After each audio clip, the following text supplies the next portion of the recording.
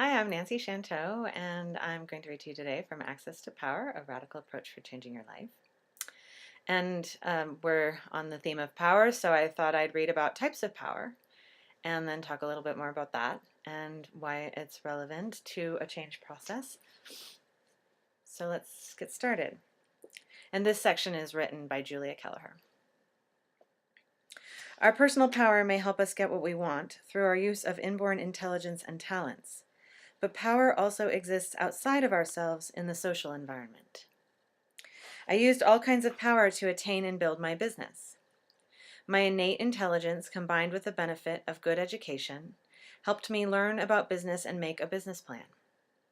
I used my white, middle-class cultural background to confidently network with friends and family and broker loans. My youth and female warmth allowed me to charm great employees, and my mother of little kids identity helped me garner sympathy and support from customers. I used the power of U.S. citizenship and capitalism to fuel my economic growth. One way to learn how our personal power intersects with the social world is to segment power into 5 categories. Beth Roy defines these types of power as personal, transactional, contractual, cultural, and structural. Roy stresses the fact that these categories are not distinct from one another, and in almost every instance of power, they overlap. Roy also states, I think of power as something we do. It is a means by which we accomplish or are denied well-being. Power is a process going on between and among people, a multi-layered and ever-shifting set of relationships. Shaped profoundly by the social structures within which we live, power is internalized, manifesting as feelings of entitlement and insecurity. It is enacted in transactions between and among people, embodied in cultural practices, and played out in organizational roles. Think of power as the ability to get what we want or need. The following is a way I have come to understand the differences between the types of power. Personal power. Our sense of confidence, how we express ourselves, our use of language, our confidence in our bodies, our talents and natural gifts, these all translate into expressions of personal power. Transactional power. The way we behave in relation to others and use our words, body postures, eye contact, and so on communicates and negotiates power. Radical therapists, borrowing heavily from Eric Berne's transactional analysis, identified 3 broad categories of transactions with power. For example, we can try to overpower another person, power play, try to find a way to meet our needs mutually, cooperate, or we can give up our needs and take care of others first, rescue. Contractual power. We generate sets of agreements, tacit or explicit, between or among people to distribute power in particular ways. These contracts shape individual transactions in organizational practice and fall under the governance of laws and regulations, thus reflecting the influence of structural power. Cultural power. Our language, traditions, spoken and unspoken rules and beliefs of religion, ethnicity, and geography are all examples of how cultural power pervades our lives. While our family's values significantly impact our beliefs, cultural values are as often transmitted via the media and our peers in our socialization as young people. Mysterious elements such as the shape of our bodies can impact our experience as we soak up the complex interlocking preferences of our culture. Structural power. Power relations within large social structures such as capitalism or racism are conducted within systemic power frameworks based on laws, policies, and local practices. Our face-to-face interactions as well as group dynamics occur in the context of these larger systems of power.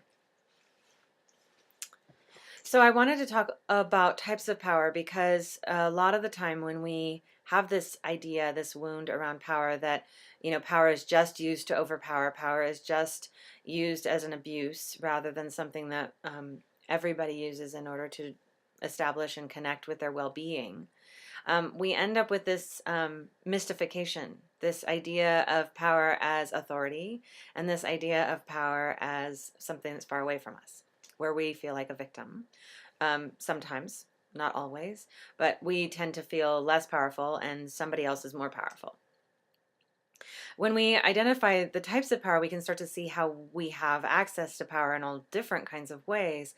For example, membership in an organization like Rotary or the Chamber of Commerce can convey an organizational power, a position of influence in that organization, such as a secretary or president of the organization, a position power relative to it, can increase our level of power in an organization, as well as our connection with people, our sense of intimacy. Membership in a church can convey power.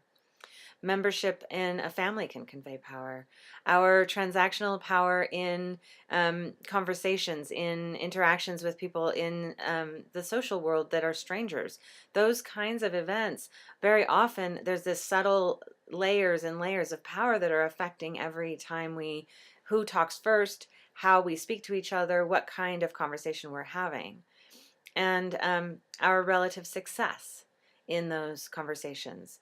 Very often, we attend to the gaps. We attend to the ways we feel less powerful, and we don't tend to feel the ways we feel powerful, the ways we are powerful.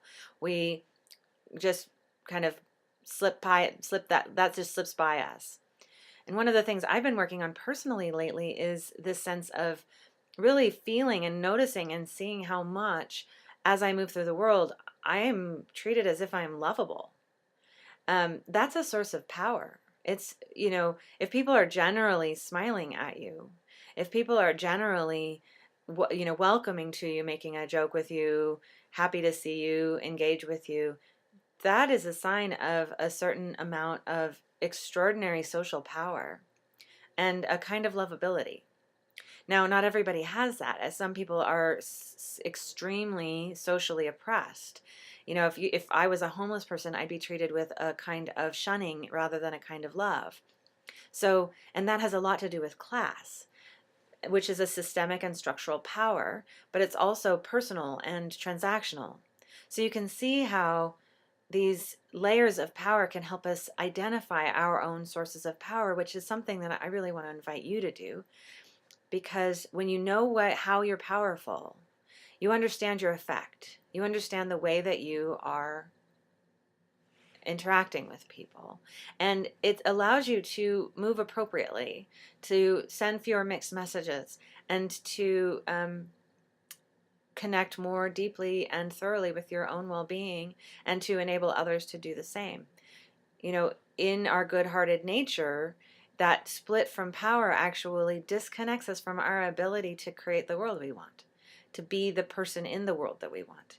And so we tell ourselves that there's our vote doesn't matter, our voice doesn't matter, that we don't matter, when in fact we're incredibly important. We have the ability to change our environment. And as we change our environment, we can keep reaching out to change larger environments.